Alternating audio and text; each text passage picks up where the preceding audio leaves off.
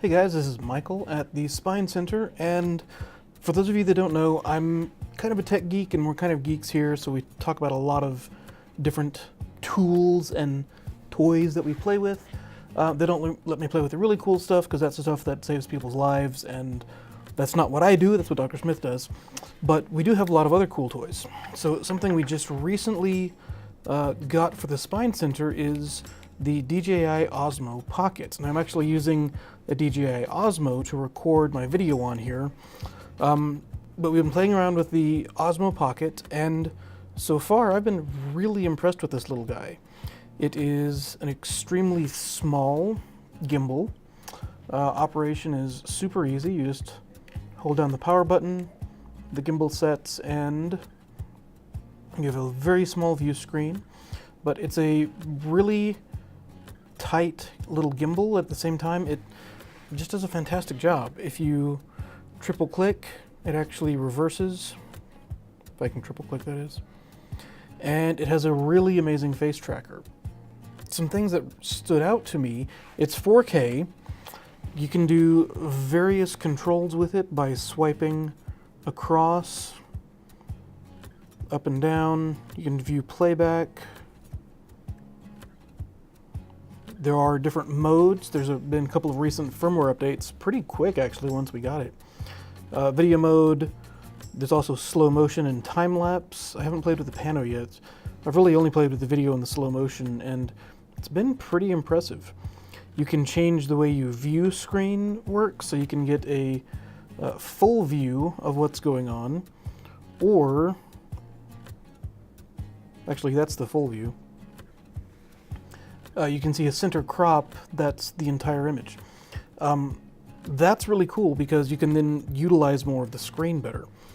Like I said, it does shoot 4K. To get the most out of it, you actually need to use the DJI Mimo app. I know it's on iPhone. I don't know if it's on Android. I would be surprised if it wasn't.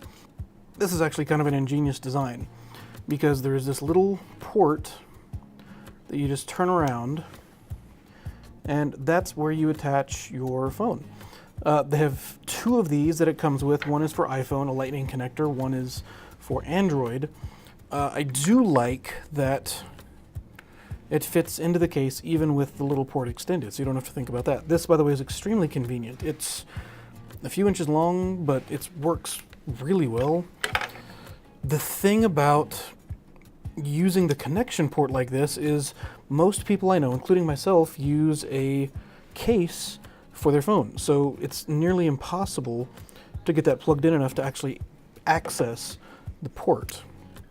So instead, DJI opted to have an accessory pack. Now the accessory pack comes with 3 different things. The one we're going to spend a little more time on is this guy, which is the wireless adapter. We'll come back to that in a second. They did include a device like this. It's a thumb wheel. It actually replaces the connection port, but you just slide that guy in, and it gives you a little more fine control. Actually, it gives you a lot of fine control over the direction of the gimbal. You can see that using this thumb wheel, I can control the vertical, and if I switch it, I can control the horizontal move. That's probably the best you're going to get on such a small device. What I don't like about adding this is that makes it not fit into the... Let's turn you off. It makes it not really fit into the case anymore, which it's still small, but it's a little less convenient, and you have these buttons exposed. It does give you a 1-button flip. So you can hit the control button 3 times to flip it around. With the thumb wheel, you can hit it once and it flips around. You can adjust different modes. It does have a really good face tracker. It has an exceptionally good face tracker. That's one of the impressive things. You can switch through different modes using the wheel, or you can just flip it around forward and backward. Extremely convenient. What else came with this guy? The other thing that I'm going to put the adapter back in because I don't want to lose that. The other accessory it comes with seems really simple. You have to remove the adapter again. Slides in place. Leaves you access to all the controls, which is good. That's what you need, is to be able to access those controls. You do have to remove the phone adapter. But what it gives you is a GoPro style mounting point. So we have a lot of GoPro accessories. We use GoPros. I'm dropping my stuff here. We use GoPros quite a bit, and I really like them because they're incredibly tough. But what this lets you do is it lets you use all your GoPro accessories for your DJI Pocket. And that is extremely impressive. We have some of those chest mounts and actually some head mounts, so we could actually mount this to our head or our chest. Not sure about mounting it on the head just because this is rather large, as you might see. But it's really cool that DJI thought of accessing that huge base of accessories that are already out there. Anybody can use those mounts. You don't have to have a GoPro to use those particular devices. That was a really good idea on their part. The one that I am most interested in, the one that I find myself using the most, is this little device right here. You do, by the way, charge this camera through USB-C. You just plug it into USB-C and it charges. So far it's lasted a long time. I've noticed the battery does last a long time. But this is a little device that plugs into the bottom. It gives it a pretty firm base for actually standing up. It can stand up without it, but it's a little less stable. This is a little wider than the rest of the device. You can charge it, so it does have USB-C with it. But what's most interesting about it, this turns...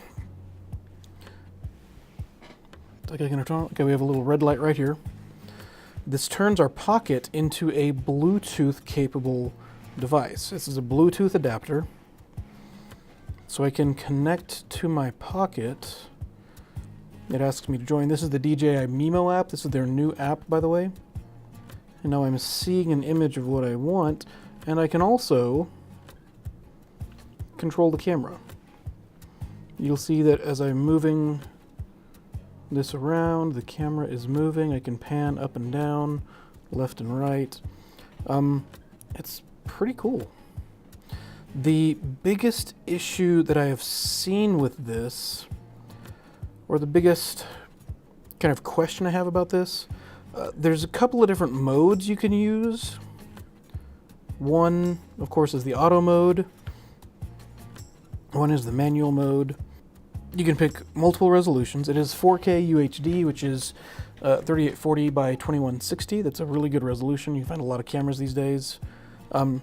It does let you use what's called superfine, which is a more detailed image. Generally, I shoot on fine quality, and the quality is pretty good. You do have multiple frame rates. That's really nice. So everything from 24 frames a second, which is really 23.976 frames a second, which is kind of what we think of as cinema standard, all the way up to 60 frames a second, really 59.94. If you have one of these and you're not seeing those resolutions, check for a firmware update. They did come out with a firmware update that unlocked some of those. What I did notice when we first got it is it could only shoot in 30 and 25 frames a second, which was a very odd choice, but a lot of the world uses 25 frames a second as opposed to 24 frames a second like in the US. It does 48 frames a second. I had to play with the 48 frames a second. That's pretty cool. It is super convenient. It's really nice to be able to take this thing really anywhere you want. I could use this, as a matter of fact, I might start using this for these blog type videos and seeing kind of what the difference is. I might do actually two of these, setting up both of these cameras, doing a little test to see which one is better. I have one window that I use for lighting in here because I don't like top lighting. I prefer to side light. So that's the lighting I use, and it works pretty well for me. The slow motion seems to be pretty good. It automatically crops into the image and it slows down even in playback, you can see the slowdown. I'm going to turn this guy off for a second. Come back to that. Haven't used time-lapse really, haven't used photos very much. One thing I like comparing the Pocket, the Osmo Pocket to the GoPro is GoPro uses a fisheye lens look, which is super wide and it distorts images, especially towards the edge. The GoPro is just a nice square image. You don't have to worry about distortion out on the edge. I like that. Some people like the GoPro look. This is my preference. The auto white balance can be a little weird sometimes. When I'm shooting indoors, it does tend to read a little bit warm. So that's something I'm playing around with, making sure I have the best image and the best quality for what we're getting. Low light is not good. That's one of those things that pretty much you're going to expect from very small cameras like this. This isn't something that is super sensitive to low light. You just have to understand that it's a limitation. Even in slightly low light, you're going to get a lot of noise in the image. That's part of the deal. If you're outside on a sunny day, the image is fantastic, so definitely that's where its strengths show the most. One big advantage this has over a lot of other cameras, especially smaller cameras, is the audio is actually pretty good. Now you do have to be pretty close to it to pick up really good audio. Like every microphone, you need to be pretty close to pick up good audio. But for the size of the device, the audio is really good. I would put it on par with the GoPro 7, which really surprised me with its audio capabilities. One of my older videos, when I was trying out the DJI Mavic with the GoPro 7, I'm using a Tascam audio recorder with the lapel mic to record my audio right now. And I've been really impressed with these little guys, especially for this format. But the first time I tried it, the Tascam stopped recording, and I still don't really know why. Or I just forgot to hit record. I don't remember which one it is. But what I noticed is I was working with the GoPro, and the GoPro had really good audio for the first time that I've ever seen a GoPro with good audio. The GoPro 7 has really good, clean audio, even though I was relatively far away from it in terms of picking up audio. The DJI Pocket also has really good audio for a device of this size. I don't even know what a microphone is, but it's really effective for what the size is. And if you're getting a nice close-up of someone, then you're probably going to get really good audio. All told, it's not super expensive. I don't have the price off the top of my head. I think it's $350, and the accessory pack I think runs $55 for all three of these pieces, which are very useful. The one I'm probably going to use the least is the thumb wheel. Some people might get a lot of use out of that, but the GoPro mount and definitely the wireless receiver, or the Bluetooth controller, I mean, definitely worth it, in my opinion. That way I don't have to take my case off my phone every time I want to use it.